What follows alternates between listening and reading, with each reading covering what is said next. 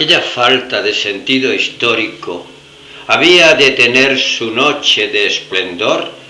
en el banquete de gala con que celebramos el desembarco de los infantes de marina al mando del almirante Higginson, cuando Bendición Alvarado vio a su hijo en uniforme de etiqueta, con las medallas de oro y los guantes de raso que siguió usando por el resto de su vida, y no pudo reprimir el impulso de su orgullo materno, y exclamó en voz alta ante el cuerpo diplomático en pleno, que si yo hubiera sabido que mi hijo iba a ser presidente de la República, lo hubiera mandado a la escuela, señor.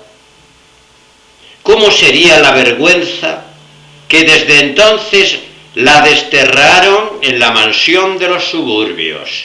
un palacio de 11 cuartos que él se había ganado en una buena noche de dados cuando los caudillos de la guerra federal se repartieron en la mesa de juego el espléndido barrio residencial de los conservadores fugitivos?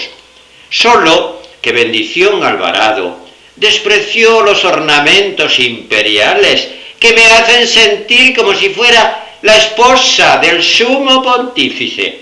y prefirió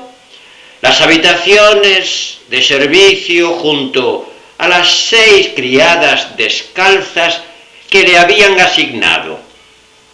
Se instaló con su máquina de coser y sus jaulas de pájaros pintorreteados en un camaranchón de olvido a donde nunca llegaba el calor, y era más fácil espantar a los mosquitos de las 6. Se sentaba a coser frente a la luz ociosa del patio grande y el aire de medicina de los tamarindos, mientras las gallinas andaban extraviadas por los salones y los soldados de la guardia acechaban a las camareras en los aposentos vacíos. Se sentaba a pintar oropéndolas con aguas de colores y a lamentarse con las sirvientas de la desgracia de mi pobre hijo, a quien los infantes de marina tenían traspuesto en la casa presidencial, tan lejos de su madre, señor, sin una esposa solícita que lo asistiera a medianoche si lo despertaba un dolor, y envainado con ese empleo de presidente de la República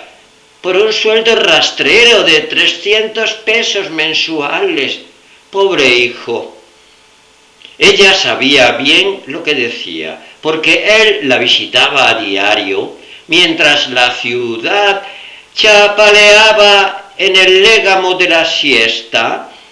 le llevaba las frutas azucaradas que tanto le gustaban y se valía de la ocasión para desahogarse con ella de su condición amarga de calanchín, de infantes. Le contaba que debía escamotear en las servilletas las naranjas de azúcar y los higos de almíbar, porque las autoridades de ocupación tenían contabilistas que anotaban en sus libros hasta las sobras de los almuerzos. Se lamentaba de que el otro día vino a la casa presidencial el comandante del acorazado con unos como astrónomos de tierra firme que tomaron medidas de todo y ni siquiera se dignaron saludarme, sino que me pasaban la cinta métrica por encima de la cabeza mientras hacían sus cálculos en inglés y me gritaban con el intérprete que te apartes de ahí. Y él se apartaba. Que se quitara de la claridad. Se quitaba. Que te pongas donde no estorbes, carajo. Y él no sabía dónde ponerse sin estorbar, porque había medidores midiendo hasta el tamaño de la luz de los balcones. Pero aquello no había sido lo peor, madre, sino que